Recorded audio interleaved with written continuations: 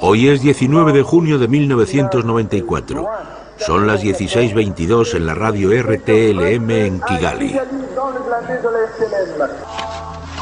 Esa gente es de una raza asquerosa. No sé si Dios podrá ayudarnos. Tendremos que exterminarlos nosotros. Tenemos que deshacernos de ellos, es la única solución. Tenemos que exterminarlos.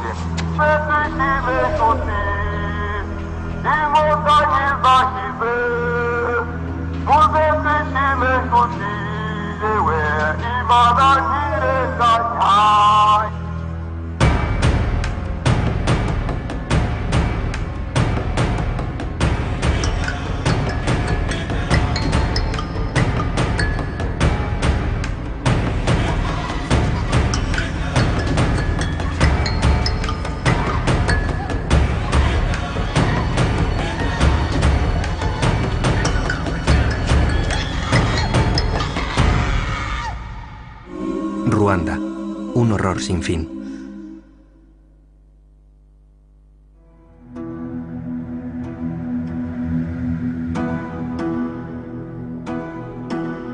...3 de mayo de 1994. Aquí, en esta iglesia de Ntarama, fue donde empezó todo. Yo tenía apenas 20 años, pero ahora ya sé que aquí fue cuando me hice un hombre. Aquí fue donde el periodismo se convirtió en algo más que un pasatiempo. Se convirtió en una forma de atestiguar la realidad. A pesar de que era la primera vez que pisaba Ruanda, ya sabía que lo que iba a ver no sería agradable. Las palabras nunca podrían describir las horribles escenas que vi.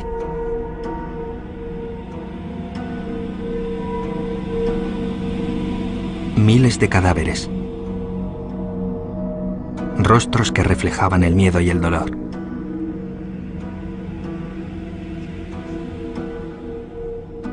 Todo ello acompañado del olor. Un hedor que se me quedaba en la garganta. Me producía náuseas y me persiguió durante años.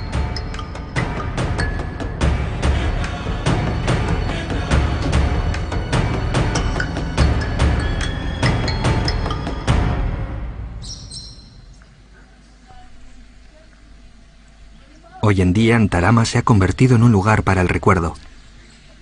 Un museo donde todavía quedan atisbos del horror de su historia reciente. He vuelto aquí con la esperanza de dar sentido a la espantosa aberración que fue este genocidio. Espero encontrar respuestas a las insistentes preguntas que no me dejan descansar. ¿Cómo pudo suceder? ¿Cómo es posible que una sociedad cristianizada se rebajase a permitir una barbaridad así? Y después de algo tan horrible, ¿es posible la reconciliación?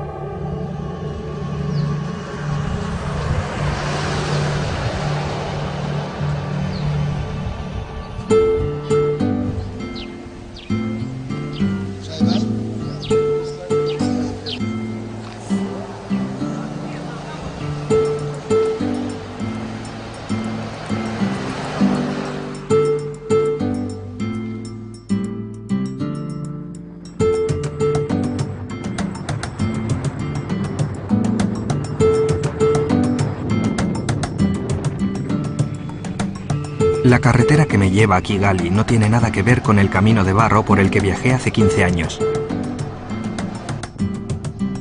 Ahora el país está limpio, organizado y se dirige hacia la modernidad.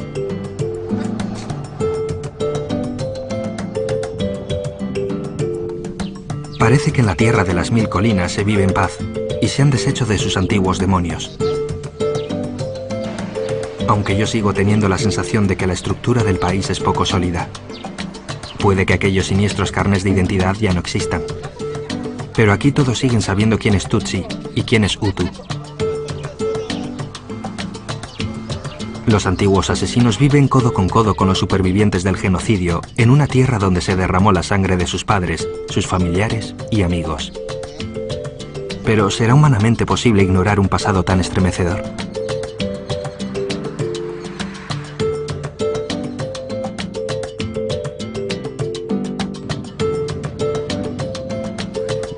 Mi vida ha cambiado mucho en 15 años. Pero ¿en qué ha cambiado la Ruanda que tengo ante mis ojos hoy? Kigali parece una ciudad con mucha vida y movimiento. Aparentemente aquí nadie tiene dudas existenciales sobre las tragedias del ayer.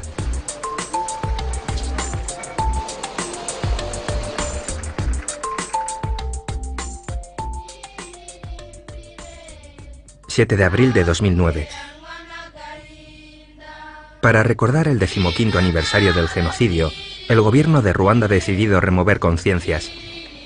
Han traído a los ruandeses y a la comunidad internacional aquí de nuevo, a Kikukiro, el lugar donde el 11 de abril de 1994 las fuerzas de la paz belgas se retiraron dejando a más de 5.000 tutsis ante una muerte segura.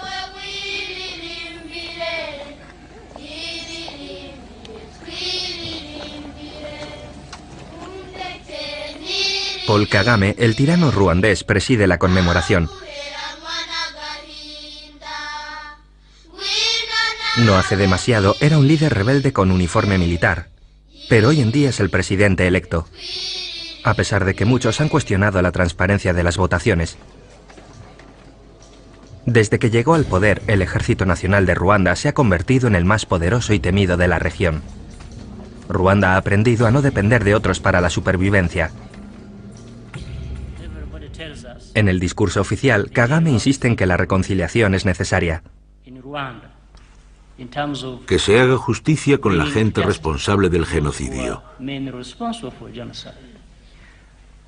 Pero eso tenemos que hacerlo la gente de Ruanda.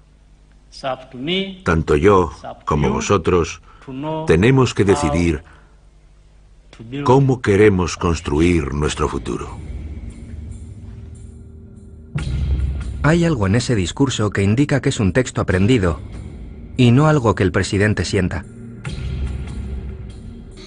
Queridos compatriotas, necesitamos amor y valor para levantarnos y brillar para que yo pueda ver el amanecer de un nuevo día y a una nueva generación diciendo, nunca más, nunca más, nunca más. Lo conseguiremos. Y sí, podemos conseguirlo. Muchos de los que hay aquí son supervivientes del genocidio. Para ellos el año 1994 no es historia, ni siquiera forma parte del pasado.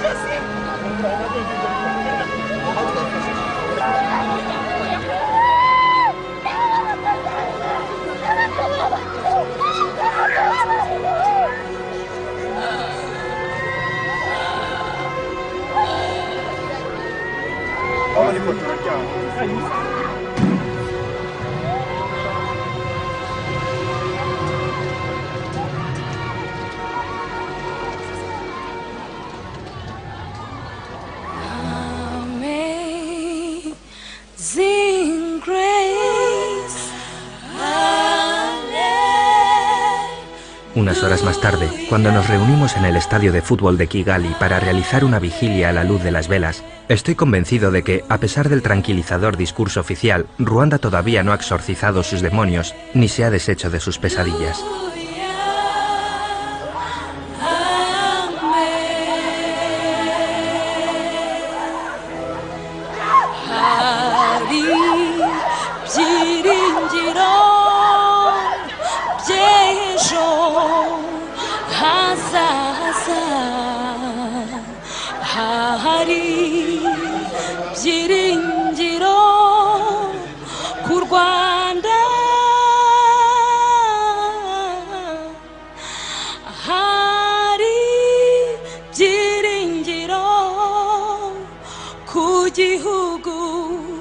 Todavía no nos lo han contado todo. No se han respondido las preguntas de la gente que ha venido a este estadio, donde la palabra esperanza es más parte de la imaginación conjunta que de la realidad.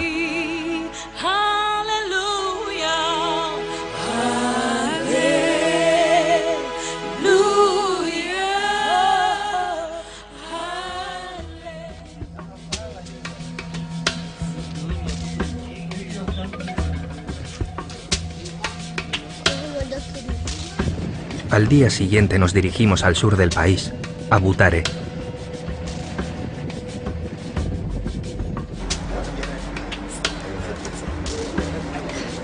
Voy a conocer a Cassius Nturo, Cassius podría haber sido mi doble si el destino no hubiese intervenido. Hola, soy Norbert. Norbert, ¿es tu primo? Sí. ¿Estudiaste aquí? No. En aquella época yo iba al colegio en Bukavu. Vale. Luego... En 1960, durante las primeras masacres, nuestros padres, que eran ruandeses tutsis, se refugiaron en el Congo. Los dos nacimos en Kisangani, en 1974, y fuimos al mismo colegio. ¿Reconoces esto? No, ha cambiado mucho. Luego nuestros caminos se separaron. Después del Congo, mis padres se instalaron en Burundi. Los padres de Cassius decidieron volver a Ruanda, seducidos por la posibilidad de conseguir trabajo y por la sensación de que allí estarían más seguros. Aquello sucedió en 1990. Cassius tenía 16 años y tuvo que volver a estudiar al Congo. Recuerdo esa puerta. Recuerdo que salía de casa y cogí el autobús para ir a Bukavu. Salí con mi padre y mi madre hasta aquí. Mi madre me dijo, te tienes que ir. Estudia mucho. Nos vemos en Navidad.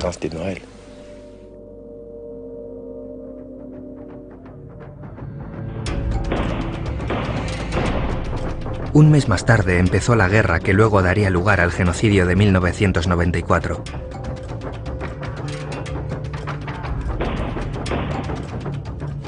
Mis padres me escribían cartas a menudo y me dijeron que no intentase volver nunca. ¿Y ellos no te dijeron que querían huir? No pensaban en huir, porque no sabían que les matarían en el genocidio. Y no solo les pasó a mis padres. Ningún ruandés pensó que matarían a toda la población tutsi. Nadie pensaba que pasaría eso. ¿No pensaban que pasaría? No. Cassius no volvió a ver a su familia. Le contaron lo que les pasó, pero a día de hoy no ha conseguido encontrar sus cadáveres.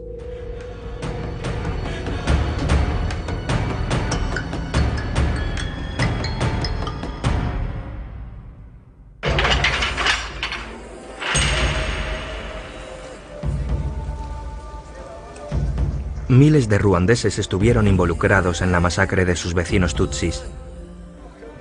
Muchos se han arrepentido. Ahora son libres y han vuelto a sus pueblos. Pero los que cometieron los peores crímenes todavía siguen cumpliendo largas penas de cárcel. Yo creo que el demonio poseyó el alma de los Hutus. Este hombre, al que no podemos identificar, organizó la matanza de unos 500 de sus vecinos tutsis. Ni siquiera sabía quién era yo. ¿Soy Hutu? ¿Soy Tutsi? ¿Quién es Hutu y quién es Tutsi? Mi mujer era Tutsi. ¿Su mujer es Tutsi? Sí. ¿Cómo es posible planear la exterminación del grupo étnico de su mujer? Es difícil de explicar. Tenía miedo de que me mataran a mí y a mi familia si no lo hacía.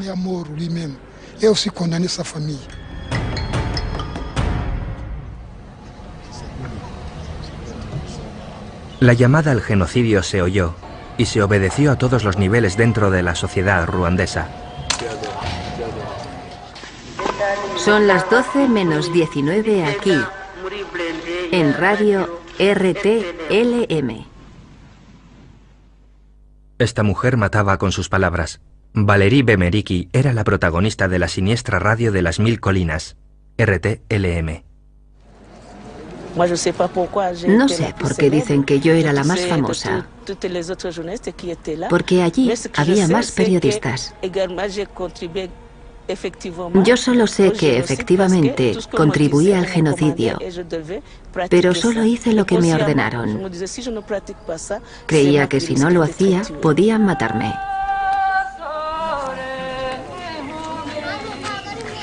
Hoy, 8 de abril de 2009, la búsqueda de Cassius, que data de hace más de 15 años, podría acabar. Le acaban de informar de que han encontrado unos restos humanos y podrían ser los de su familia.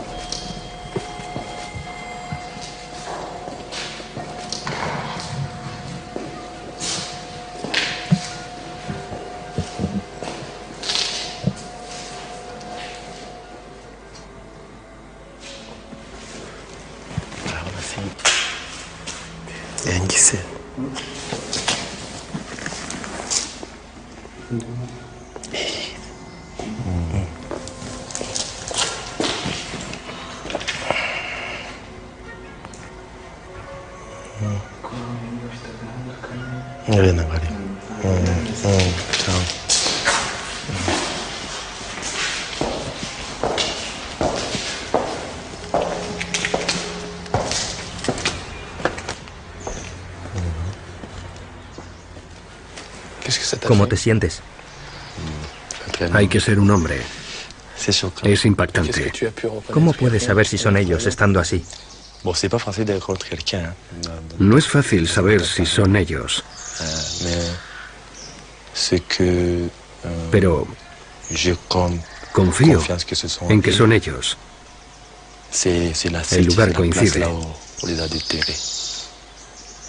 Les mataron aquí. Entonces, ¿crees que podrían ser ellos? Son ellos.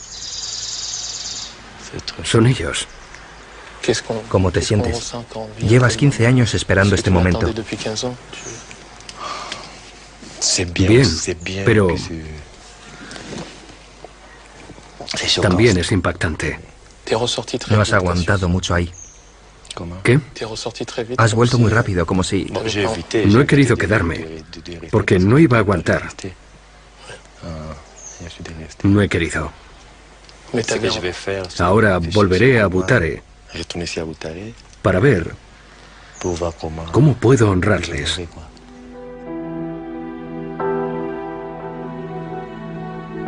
Su madre, Teres Mukamitali. Su hermano menor, Marius Mitali. Su padre, Pierre Nturo.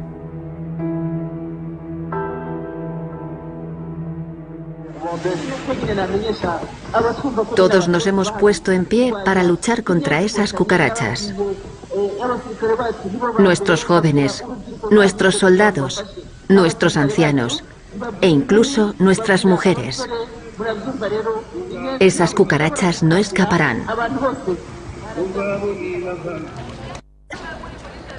Los asesinos de 1994 ahora están siendo rehabilitados.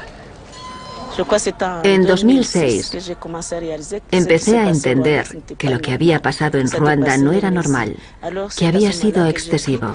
Entonces decidí confesar, admitir mis pecados y pedir perdón. Mientras nos mantengamos unidos, Dios seguirá con nosotros y Jesús nos ayudará a vencerles. Este hombre está cumpliendo una sentencia de 20 años, tiempo suficiente para aprender el mensaje del gobierno, un mensaje que él recita con gran fervor. El programa del gobierno del país es perfecto. Quiere la unidad y la reconciliación de todos los ruandeses. Pretende reconciliar al asesino que con su machete despedazó a su vecino, a aquel con quien antes compartía cervezas. Él cogió su machete y despedazó a sus vecinos tutsis. Ahora los supervivientes tienen que convivir con los asesinos. Es horrible. Cassius, estamos delante de la cárcel de Butare, el lugar donde se encuentran los supuestos asesinos de tu familia. ¿Qué sientes aquí? ¿Sientes rabia, odio? No, no siento odio. Porque yo ya he perdonado. Les he perdonado. Aunque eso no depende de mí. Porque desde que rezo, y ahora que le he entregado mi vida a Jesucristo, tengo que perdonar.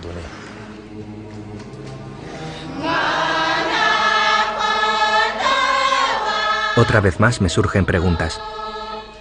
No lo entiendo.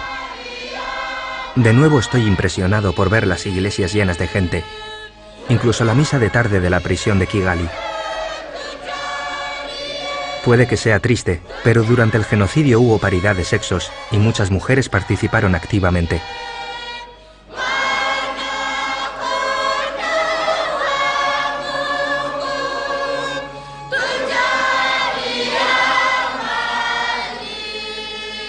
Valérie Bemeriki está condenada a 28 años de cárcel y aquí ha encontrado una nueva vocación. Yo creo que hago mucho por mi parte, porque abogo por la paz y la reconciliación. Igual que tú, mucha gente viene a verme y les doy un mensaje para los perpetradores del genocidio que siguen en el extranjero.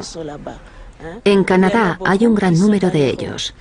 Muchos otros en Europa, en Latinoamérica y en Asia. Así que les doy ese mensaje por el bien de nuestro país. Los ejecutores del genocidio tienen que entender que lo han hecho mal.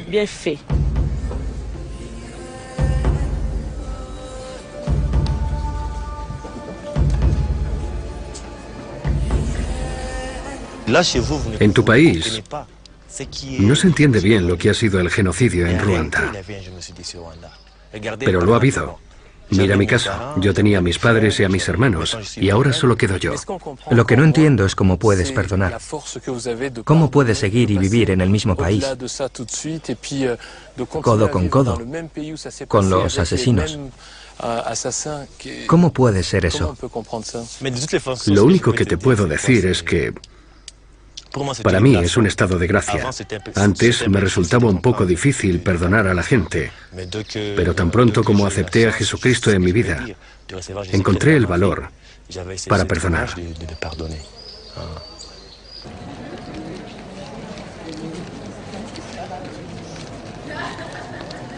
Volver a Ruanda me ha dejado muy perturbado.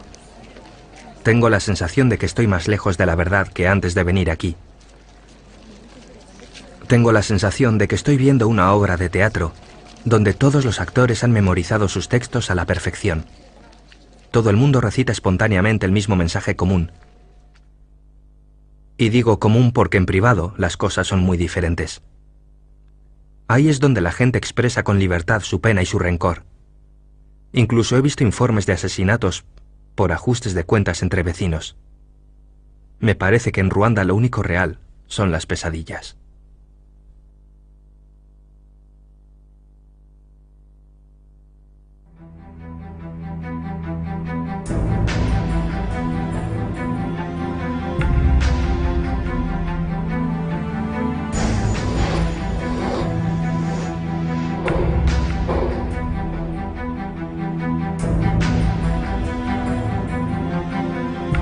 En julio de 1994, el mundo atónito fue testigo de uno de los mayores éxodos masivos de la historia moderna.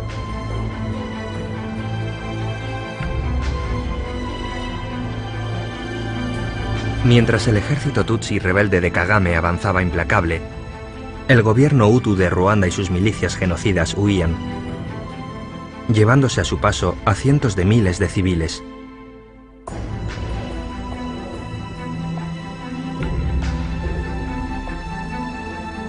Muchos de estos refugiados consiguieron llegar hasta el Congo.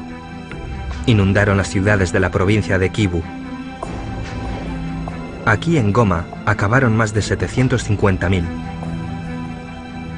En pocos días se convirtió en una nueva catástrofe humanitaria. Una epidemia de cólera.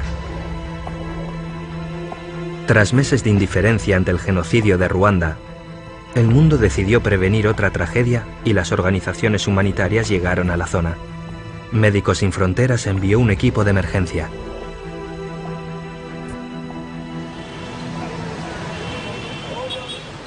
He venido al aeropuerto de Goma para reunirme con un viejo amigo que fue miembro de aquel equipo. ¿Qué tal? ¿Bien? Sí, ¿qué te ha pasado?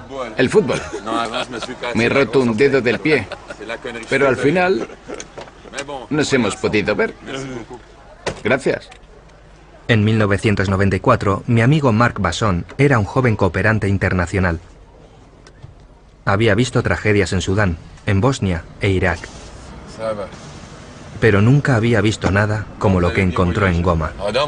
El chico con el que estaba, Luke, me dijo: Marc, cuando salgamos, cuenta los cadáveres. 1, 2, 3, 4, 5, 6, 7, 8, 9, 10, 11, 12, 13, 14, 15, 16, 17, 18, 19, 20, 24, 28... Eso era una locura, había cadáveres a los dos lados. Entonces Luke me dio una bofetada y dijo: deja de contar y mira.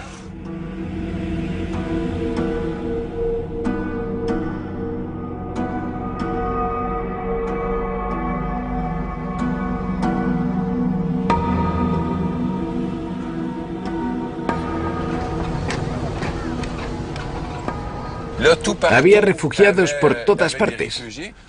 Por las noches se veían el volcán, las hogueras de los campamentos, el olor. Era como el infierno. 750.000 personas. Apilaban los cadáveres a los lados de la carretera y por las mañanas venían a recogerlos. El trabajo de Marc Basson era construir 2 hospitales de campaña con capacidad para tratar cada uno 700 pacientes al día.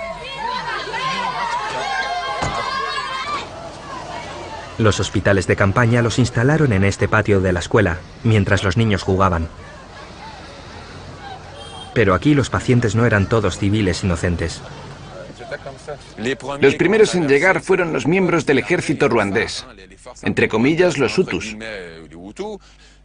Los civiles llegaron después y luego se cerró la frontera.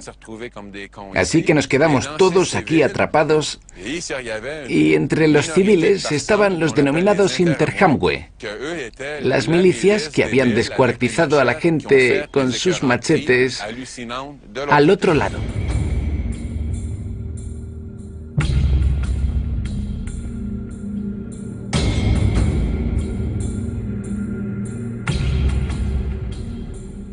Se enfrentaron a un dilema ético. No sabían si discriminar entre los refugiados inocentes y los responsables del genocidio de Ruanda. Somos todos humanos. Cuando ves a un chico de 24 años cubierto de sangre, sabes que ese capullo, que ese chico ha matado a 5, 10 o 12 personas y quizá haya violado a 5 o 6, pero no te queda otra.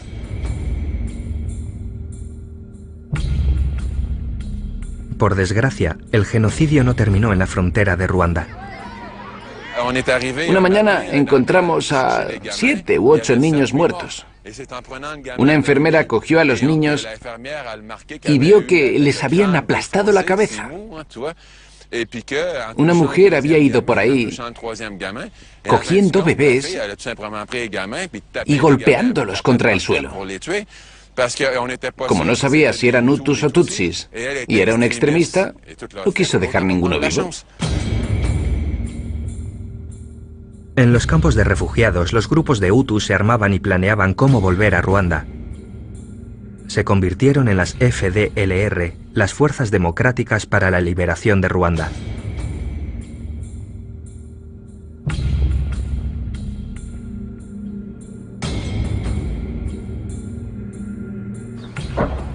El ejército ruandés de Paul Kagame invadió el Congo reivindicando que el gobierno congoleño no había hecho lo suficiente para arrestar a los responsables del genocidio. Los ruandeses atacaron a las FDLR. Se originó el conflicto y el Congo se convirtió en una zona de guerra incontrolable.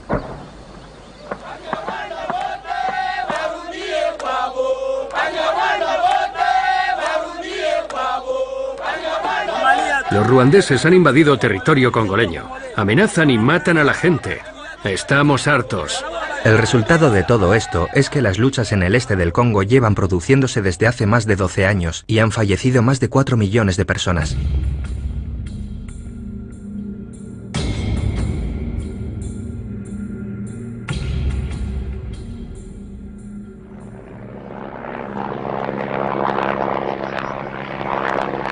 En 1999, las Naciones Unidas tomaron cartas en el asunto.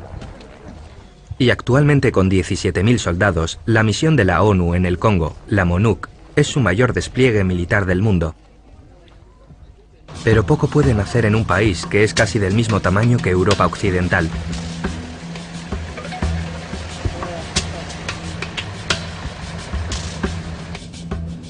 Hoy en día, la zona este del Congo es un lugar tan peligroso que tenemos que viajar en un vehículo de la ONU. Nos hemos escondido entre unos soldados nepalíes que se dirigen al pueblo de Luofu.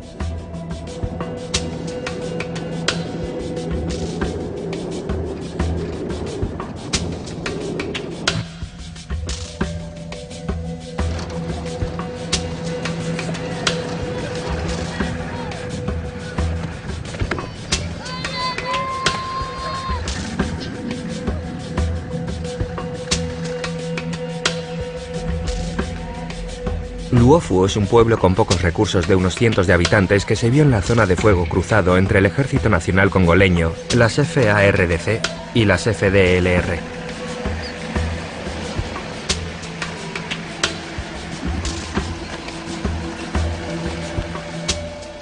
Estos agricultores de subsistencia están exhaustos porque llevan ya semanas viviendo bajo una gran tensión.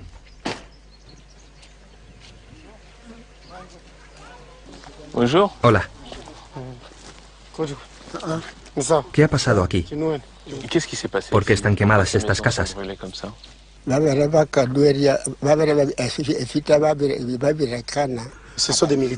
Las quemaron los soldados del ejército congoleño. Estaban luchando contra los rebeldes de las FDLR. Vinieron y les dijeron que se fueran a sus casas. Entonces saquearon y quemaron las casas.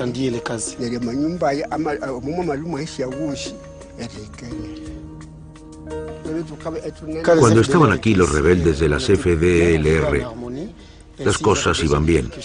Si necesitaban algo, como caña de azúcar, nos lo pedían y se lo dábamos. Nunca nos quitaban nada sin pedírnoslo.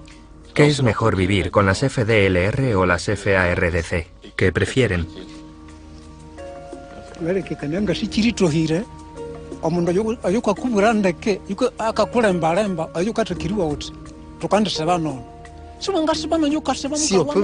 Si pudiera, elegiría vivir con los que menos me molestasen. Si el ejército congoleño puede protegerme y cuidarme, viviré con él. Pero si me protegen las FDLR, pues perfecto. Pero si me preguntas qué es mejor, me resulta difícil responder.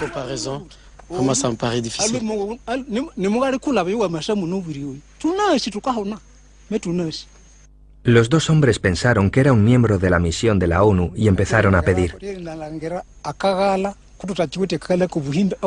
Estamos agotados. No podemos reconstruir las casas que han quemado. Estamos demasiado cansados como para trabajar nuestros campos. No sabemos qué hacer. ¿Podría ayudarnos?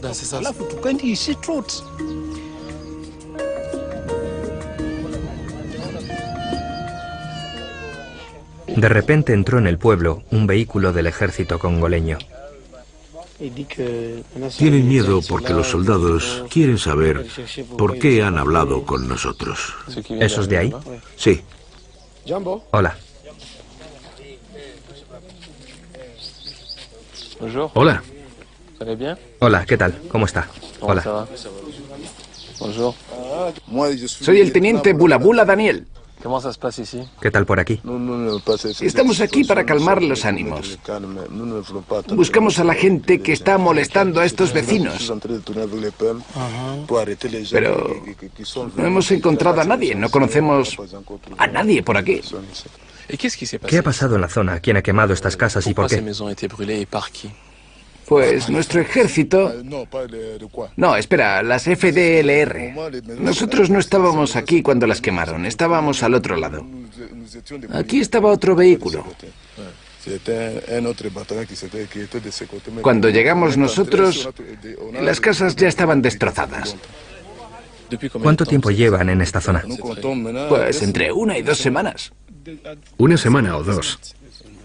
2 semanas. Pero nosotros no nos quedamos en un sitio, nos movemos por la zona. A veces pasamos una semana en la selva y luego volvemos. Trabajamos así. El Ejército Nacional congoleño tiene un aspecto lamentable. Estos hombres están agotados. Llevan más de 3 meses sin cobrar. No tienen comunicación con su cuartel general y nadie les suministra comida. Además, el teniente Bula Bula también me confunde con un representante de la ONU. Son ustedes quienes tienen que solucionar el problema. ¿Nosotros? Sí, ustedes. ¿Por qué? Ustedes son de la MONUC, son de la ONU. Nosotros no sabemos qué hacer. ¿Y cómo puede la ONU? Nosotros atacamos a los rebeldes y ellos huyen. ¿Cómo podemos acabar con esto? Ustedes tienen que encontrar una buena solución para esto. ¿Y cómo va a encontrar una solución la ONU? No lo sé, ustedes tienen que solucionar el problema. Nosotros solo hacemos nuestro trabajo. Pero yo no sé qué hacer. ¿Han perdido muchos hombres? Claro. En cada ataque hay sangre. Y perdemos hombres. ¿Y cuántos han perdido? Pues a ver. Mis hombres tienen hambre.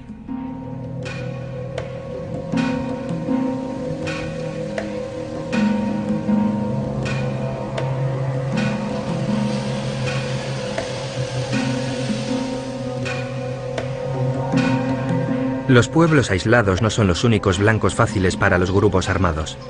Aquí incluso atacan y saquean ciudades. A 3 horas de Luofu, encontramos Kanyabayonga. A pesar de que hay un campamento de la MONUC a la entrada de la ciudad, Kanyabayonga recibe ataques diarios.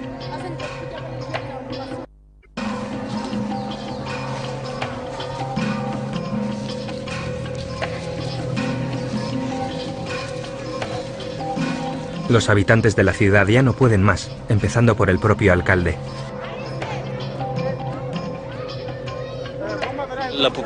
La gente está sufriendo mucho. ¿Quién realiza los saqueos? En general, hombres uniformados. No estamos seguros de quiénes son. Algunos son antiguos soldados, otros son de las FDLR y otros del ejército congoleño. Mataron a un anciano en el campo. Incluso lo quemaron. También hay agresiones sexuales y violaciones. Y eso no hace más que degradar a nuestra gente.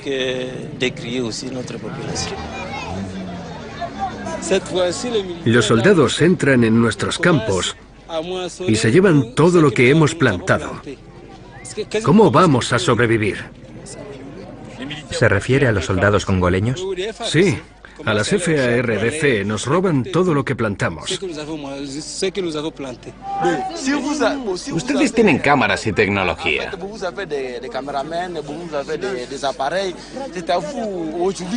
Usémoslas. Pongámoslas en nuestros campos y veamos si lo hace nuestro ejército o los rebeldes hutus. Nuestros militares. ¿Pero cómo saquean? ¿A qué hora y cómo? Sobre las 7 o las 7:30 de la tarde. A las 7:30. A las 7:30. Mientras comemos. No podemos más. Hemos sufrido mucho. ¿Dónde tiene lugar? ¿Aquí en el centro? En el centro. Por todas partes. Incluso con la MONUC aquí. No hacen nada. Dicen que nos protegen y no hacen nada.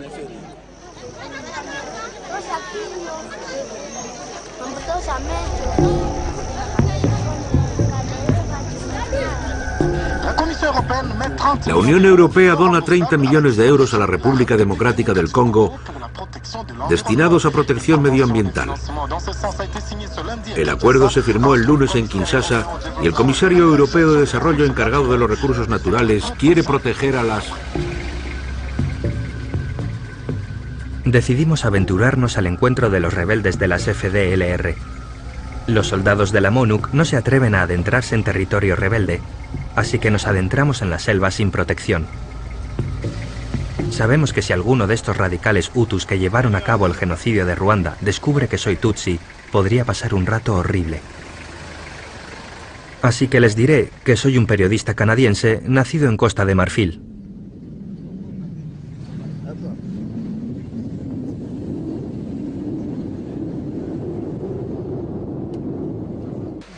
Llegamos al primer puesto de control de las FDLR y nos paran. Los rebeldes se llevan a nuestro compañero congoleño, John Kanuñu, para interrogarle.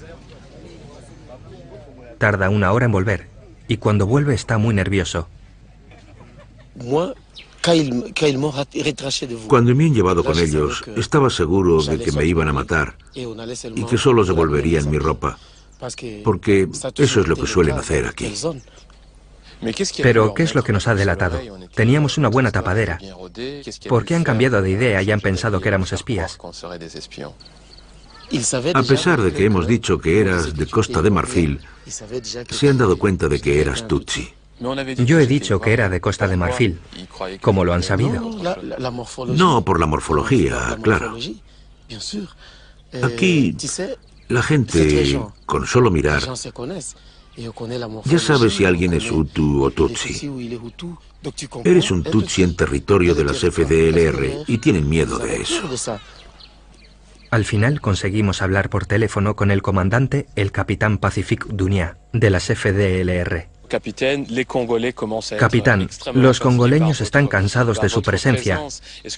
Si de verdad quiere volver a Ruanda, hágalo y no moleste a la población congoleña.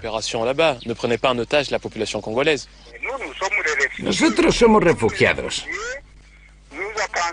Hemos intentado volver a casa y no lo hemos conseguido. Así que hemos buscado refugio aquí, en el Congo.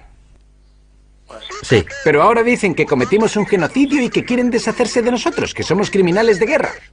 Toda comunidad internacional está de acuerdo en que hubo un genocidio en Ruanda. ¿Usted no cree que eso sea cierto?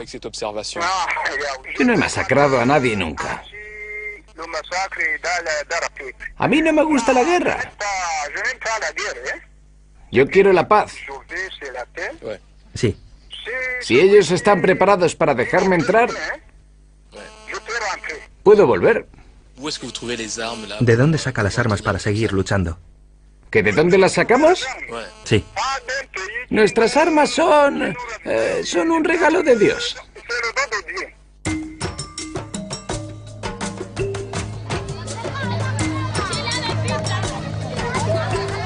Volvemos a Goma. Y a unos minutos de la ciudad encontramos el campo de refugiados de Mugunda. Miles de congoleños huyen del peligro de vivir en una zona de conflicto perpetua y acaban en campos como este. Aquí las condiciones de vida son atroces.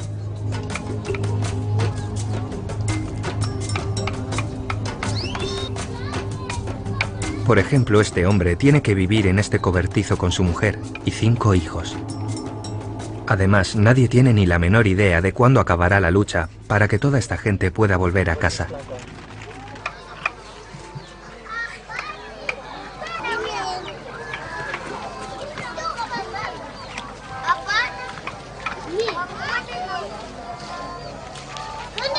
Este joven pastor me guía por el campamento. Tengo la sensación de que por ahora lo que he visto ha sido el lado oscuro de la miseria humana, pero estoy a punto de descubrir que hasta ahora no he visto nada. Hola, señora. ¿Cómo se llama la niña? Doric. Doric. ¿Cuántos años tiene? 6. ¿Qué le ha pasado? Me fui a trabajar al campo y cuando volví vi que la habían violado. ¿Y desde entonces no puede hablar? Puede hablar, pero cuando lo hace, le duele la tripa.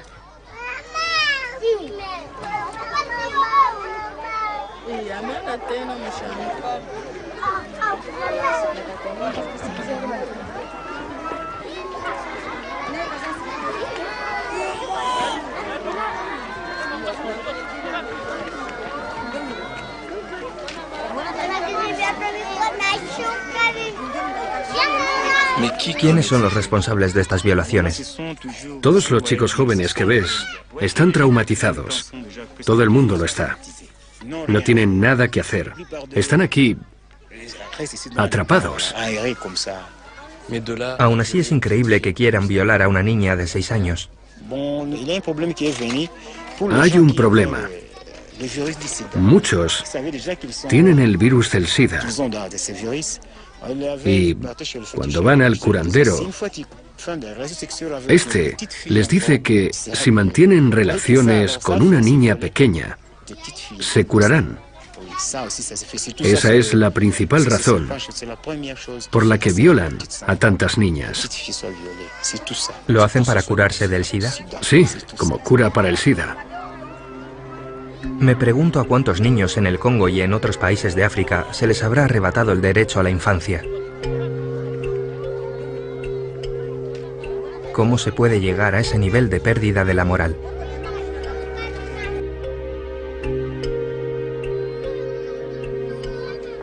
He decidido que voy a volver al lugar donde pasé la infancia. Allí espero reunirme con un hombre sabio que me ayude a darle sentido a todo y que me diga si algún día podremos superar este horror.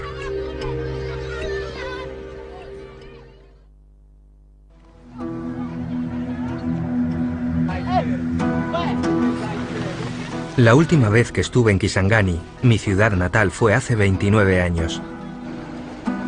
Quizá con un viaje al pasado consiga aceptar mejor el presente e incluso así consiga algo de esperanza para el futuro. Pero en Kisangani han cambiado mucho las cosas. Por aquí también ha pasado la guerra.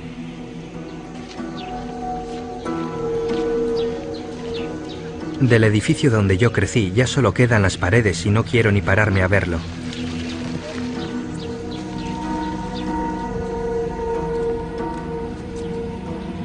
El hospital donde nací ahora es un sitio donde la gente viene a morir.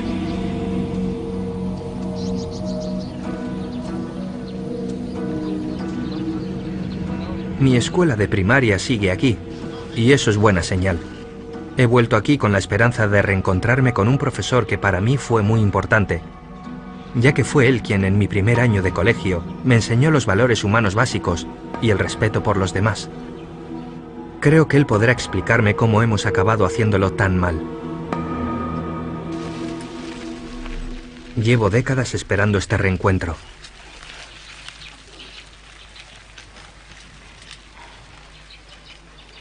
La escuela sigue en manos de los hermanos maristas, así que no pierdo la esperanza de encontrar al hombre que busco, el hermano Honoré.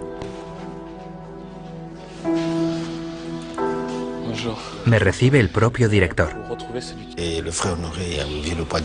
No pudimos intervenirlo bastante rápido. El hermano Honoré falleció en 2007, en octubre. ¿Y era famoso aquí? Sí, era muy popular. En 3 meses los niños aprendían a leer y los padres estaban encantados. Querían que sus hijos fueran a su clase.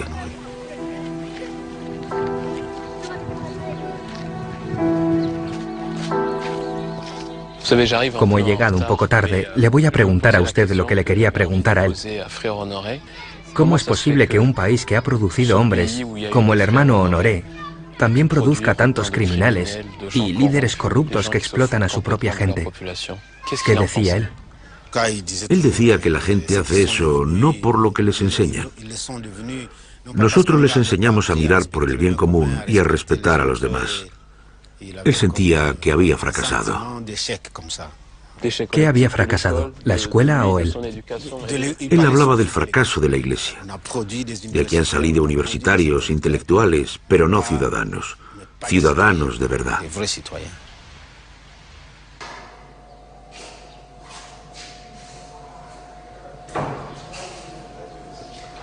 En esta misma clase, hace casi 30 años, descubrí el reto que supone aprender y las alegrías que te puede dar.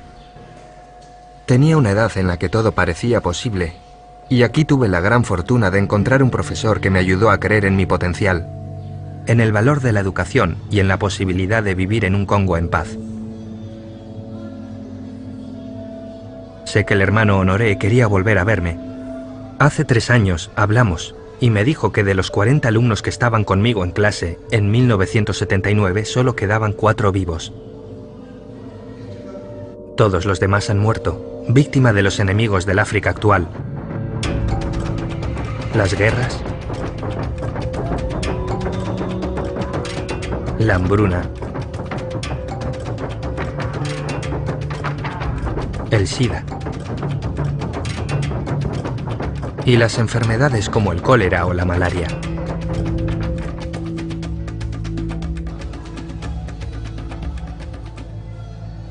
Por esa razón él quería que nos volviéramos a ver pronto, pero yo no lo entendí. Mi viaje acaba aquí. La reunión que yo tanto ansiaba no se ha producido.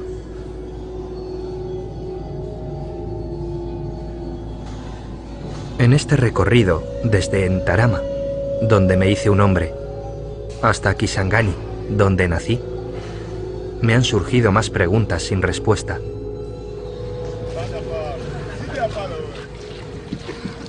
¿Es posible que países tan bellos y tan ricos como este consigan hundirse cada vez más? Y cuando vuelva dentro de 15 años, ¿qué quedará? No lo sé. Sé que no he conseguido encontrar respuestas, pero ¿habré conseguido algo útil planteando todas estas preguntas? Espero que sí.